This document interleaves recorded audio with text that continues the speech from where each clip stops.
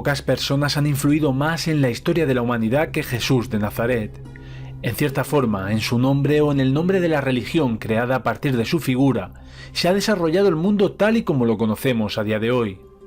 Durante siglos, nadie dudó de su veracidad histórica, pero desde la Ilustración, muchos han sido los que han confundido el no creer en su doctrina o religión con la no existencia histórica del personaje. Hoy analizaremos por qué los historiadores están seguros de su existencia y en qué fundamentan la misma. Comenzamos.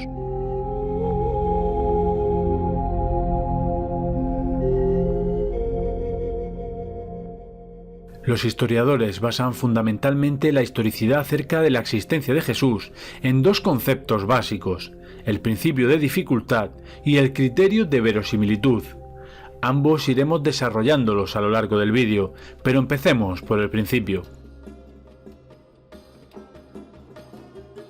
Para acercarnos a la figura histórica de Jesús de Nazaret, debemos irnos a una serie de textos muy concretos. Por una parte tendríamos los textos recogidos en los Evangelios y en el Nuevo Testamento, es decir, textos de carácter dogmático o religioso, y por otra parte los textos escritos por personajes no cristianos, que ya en época muy temprana hablaron o mencionaron de una u otra forma el nombre de Jesús o de sus seguidores. Podría pensarse que son muchos los textos no cristianos que hacen referencia al nombre de Jesús de Nazaret, pero básicamente podríamos decir que solo hay un par de referencias históricas. Por una parte tenemos el conocido como Testimonio Flaviano, redactado por el historiador judío Flavio Josefo en torno al año 93 de nuestra era. En su obra Antigüedades Judías, en la que narra la historia de su pueblo, existen dos menciones, de forma directa o indirecta. Históricamente, la más conocida, el Testimonio Flaviano, ha sido foco de enormes discusiones y se ha llegado al consenso de que dicho texto que nos ha llegado ha sido modificado e interpelado en algún momento de la historia por cristianos que intentaron modificar lo que en él se narra. El texto que nos ha llegado dice lo siguiente: Por este tiempo apareció Jesús, un hombre sabio, si es que es correcto llamarlo hombre, ya que fue un hacedor de milagros impactantes, un maestro para los hombres que reciben la verdad con gozo, y atrajo hacia él a muchos judíos y a muchos gentiles. Además, era el Cristo. Y cuando Pilato, frente a la denuncia de aquellos que no son principales entre nosotros, lo había condenado a la cruz, aquellos que lo habían amado primero no le abandonaron, ya que se les apareció vivo nuevamente al tercer día, habiendo predicho esto y otras tantas maravillas sobre él los santos profetas. La tribu de los cristianos, llamados así por él, no ha cesado de crecer hasta el día de hoy. Antigüedades Judías, libro 18, 3.3. El consenso histórico y filológico piensa que el texto original sería más o menos el siguiente. Por este tiempo apareció Jesús, un hombre sabio, y atrajo hacia él a muchos judíos. Y cuando Pilato, frente a la denuncia de aquellos que no son principales entre nosotros, lo había condenado a la cruz, aquellos que lo habían amado primero no le abandonaron. La tribu de los cristianos, llamados así por él, no ha cesado de crecer hasta este día. Este texto, a pesar de muy corto, es de enorme importancia dada la relativa cercanía del relato a los hechos de Jesús.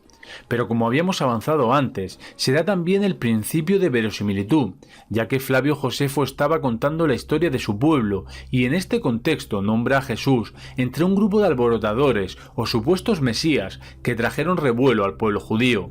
Es decir, el texto tiene connotaciones negativas hacia la figura de Jesús de Nazaret. En la misma obra de Flavio Josefo se encuadra también otro de los textos que cita de forma indirecta a Jesús, al mencionar a su hermano Santiago. Ananías era un saduceo sin alma, convocó astutamente al Sanedrín en el momento propicio. El procurador Festo había fallecido, el sucesor, Albino, todavía no había tomado posesión. Llamó a juicio al hermano de Jesús, quien era llamado Cristo, cuyo nombre era Jacobo, y con él hizo comparecer a varios otros. Los acusó de ser infractores a la ley y los condenó a ser apedreados. Antigüedades Judías, libro 20, 9.1. Aclaración: Santiago es la traducción latina de Jacobo. Ambos textos, como veis, no tratan de enaltecer la figura de Jesús de Nazaret o de sus seguidores, como tampoco lo hace el otro texto que hace referencia a él. Este texto se trata de la obra Anales, de Tácito, y dice lo siguiente.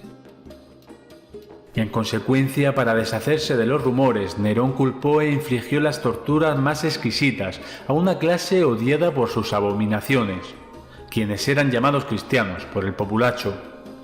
Cristo, de quien el nombre tuvo su origen, sufrió pena máxima durante el reinado de Tiberio a manos de uno de nuestros procuradores, Poncio Pilatos, y la suposición, muy maliciosa, de este modo sofocada por el momento, de nuevo estalló no solamente en Judea, la primera fuente del mal, sino incluso en Roma, donde todas las cosas espantosas y vergonzosas de todas partes del mundo confluyen y se popularizan. En este texto, escrito en el año 116, Tácito nos narra cómo el emperador Nerón culpó en cierta forma a los cristianos del incendio de Roma, acaecido en el año 64 de nuestra era. De esta forma se sitúa apenas 30 años después de los acontecimientos de la muerte de Jesús a una comunidad cristiana establecida en la ciudad de Roma.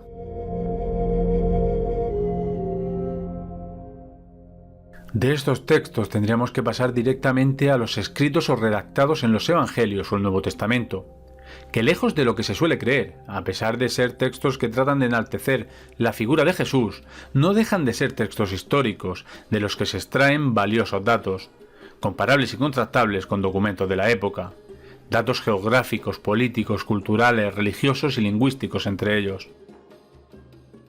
En los últimos años se ha avanzado mucho en el estudio filológico e histórico mediante el análisis comparativo de los evangelios, llegando a conclusiones muy interesantes, incluso retrasando bastante la fecha de creación de los mismos. De esta forma, se estima que el primero de los evangelios sería el de Marcos, escrito probablemente entre los años 60 y 70 de nuestra era, a los que seguirían los otros dos evangelios sinópticos, como son Lucas y Mateo, que beben de entre otras fuentes el evangelio de Marcos, y estarían escritos en torno al año 70. El último de los evangelios canónicos, el de Juan, es bastante más tardío, siendo escrito aproximadamente entre los años 90 al 110 de nuestra era. Es importante tener en cuenta la fecha de creación de estos, pues cuanto más cercanos a los hechos estén en el tiempo, es menos probable que se traten de una invención.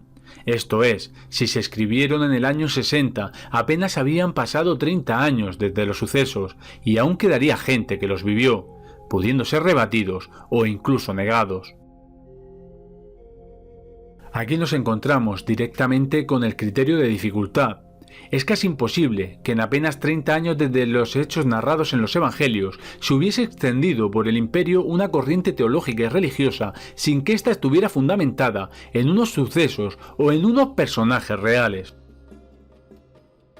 Por si esto fuera poco, los Evangelios no son los textos más antiguos del Nuevo Testamento, ya que, por ejemplo, la carta de San Pablo a los tesalonicenses se fecha en el año 51 de nuestra era, apenas 20 años después de la muerte de Jesús de Nazaret. Incluso contamos con restos arqueológicos que pueden apuntalar en cierta forma la historia narrada en los Evangelios, como la conocida como Piedra de Pilatos, encontrada en el año 1961 en el yacimiento de Cesarea Marítima, y en la que aparece el nombre del prefecto romano en una piedra tallada en honor a Tiberio, una prueba más de la historicidad de los textos.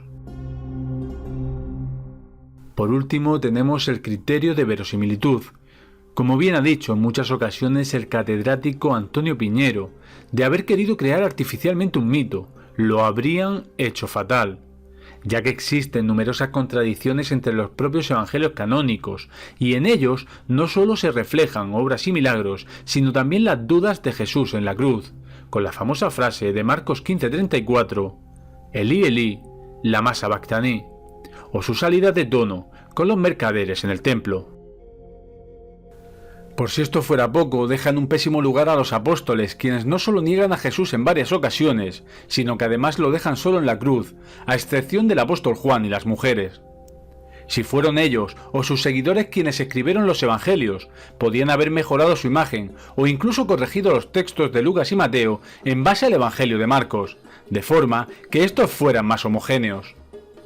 En este criterio incluso podría entrar el hecho de que la propia crucifixión no era ni mucho menos la forma en que los judíos del siglo I imaginaban la muerte de su Mesías.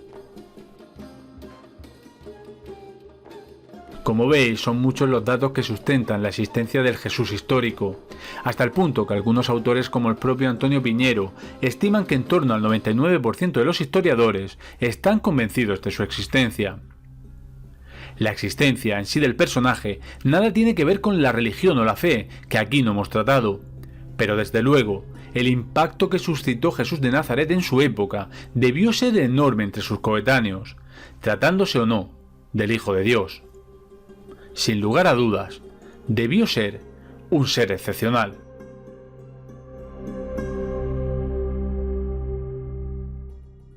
Podría extenderme mucho más, pero el vídeo quedaría excesivamente largo. Quizá en los próximos días volvamos sobre el tema y nos acerquemos a qué conocemos realmente de la vida de Jesús desde un punto de vista histórico. De momento aquí dejo el vídeo por hoy, espero que os haya gustado, que dejéis un like y os suscribáis si no lo estáis. Nos vemos en el siguiente vídeo y como siempre os digo, no dejéis de ser curiosos. Adiós.